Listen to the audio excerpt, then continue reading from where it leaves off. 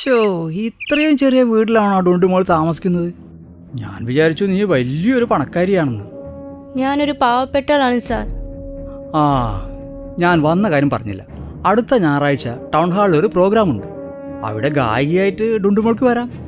നല്ലൊരു തുക ഞാൻ വാങ്ങിച്ചു തരാം. ഓ, താങ്ക് യു സാർ. ആ, സൺഡേ ഈവനിങ് ഞാൻ ടൗൺ ഹാളിൽ എത്താം. എന്താ? ഏയ്, അത് വേണ്ട.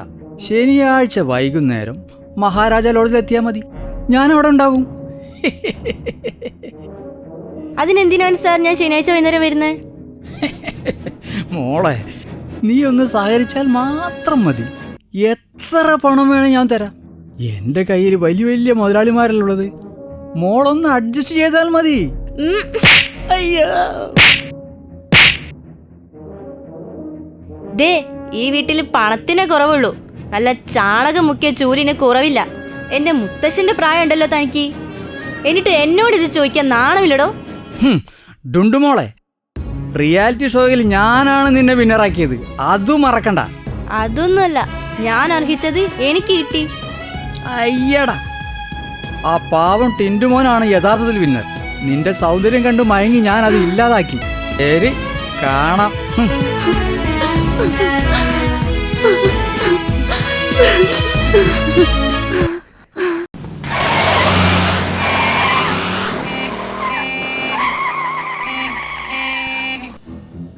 സാർ, ഈ സീസണിൽ എനിക്കൊരു 5 പൈസ പോലും തന്നിട്ടില്ല. എന്റെ മോളെ, ഞങ്ങൾ ഒരു തട്ടിപ്പുകാരൊന്നുമല്ല. ഈ ഫൈനലിന്റെ പിറ്റേന്ന് മോള് വന്നോളൂ, ഞങ്ങൾ ഫുൾ പൈസയും തന്നിരിക്കും. നോ, എനിക്ക് ഇന്ന് തന്നെ ചെക്ക് തരണം. മാത്രമല്ല, നിങ്ങളുടെ ചെക്ക് പണമാക്കി മാറ്റിയതിനു ശേഷമേ ഞാൻ ഈ പരിപാടിക്കായി ഫ്ലോറിൽ കയറും. ലോകത്ത് നീ മാത്രമല്ല ഏങ്കറായിട്ടുള്ളത്, അത് നീ ഓർത്തോ. അതെനിക്കറിയാം. വേണ്ട, എനിക്ക് ഇന്നലെ വരെയുള്ള പേയ്മെന്റ് തന്നോളൂ, ഞാൻ ഒഴിയാം. തന്നില്ലെങ്കിൽ നീ എന്ത് ചെയ്യൂ? ഞാൻ ചാനലിൽ പോയി കംപ്ലൈന്റ് ചെയ്യും. എനിക്ക് തരാനുള്ള പണമെല്ലാം ചാനലുകാർ നിങ്ങൾക്ക് മുമ്പേ തന്നതല്ലേ. നോക്ക്, നീ സ്റ്റേജിൽ കയറുന്നതിന് മുൻപ് മുഴുവൻ പൈസയും തന്നിരിക്കും. ഇപ്പൊ മോളൊന്ന് പോയാട്ടെ. അത് തന്നിട്ടേ ഞാൻ ഫ്ലോറിൽ കയറൂ. അന്നേ ഞാൻ ഇവൾക്കൊരു പണി കൊടുക്കാൻ പറഞ്ഞതാ. നമുക്ക് ഇനിയും അവസരം കിട്ടും.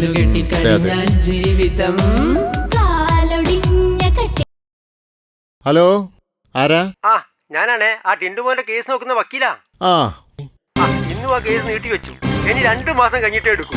ആ, കേസ് നീട്ടിയോ? Very very good. ശരി, ഞാൻ നാളെ രാത്രി വിളിക്കാം.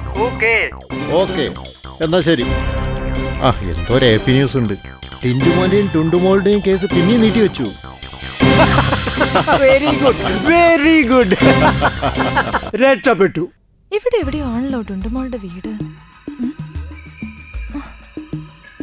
ആ, ശാലിനി ചേച്ചി. ഡുണ്ടുമോൾ, വരൂ ചേച്ചി, കയറിയിരിക്കി. നോക്ക് ഡുണ്ടുമോളെ, ഞാനൊരു അത്യാവശ്യ കാര്യം പറയാനാ വന്നത്. എന്താ ചേച്ചി കാര്യം?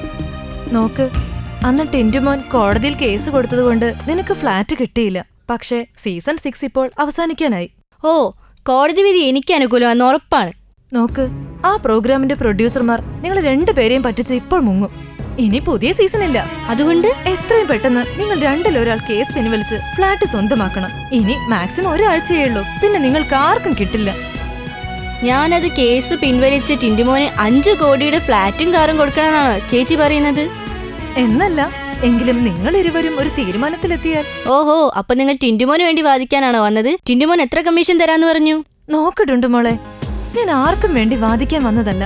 ഒടുവിൽ നിങ്ങൾ 2 പേർക്കും ഇത് നഷ്ടപ്പെടും. ഇതല്ലാതെ ചേച്ചിക്ക് വേറെന്തെങ്കിലും കാര്യം പറയണ്ടോ? ഇല്ല.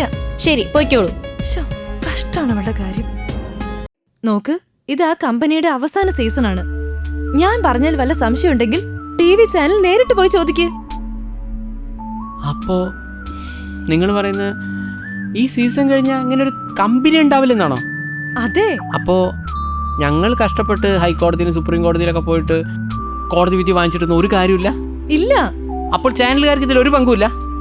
ഇല്ല, അവർ ഒരു ഫിക്സ്ഡ് എമൗണ്ടിന് ഈ കമ്പനിയെ ഈ പരിപാടി നടത്താൻ ഏൽപ്പിച്ചതാണ്. ഓക്കെ.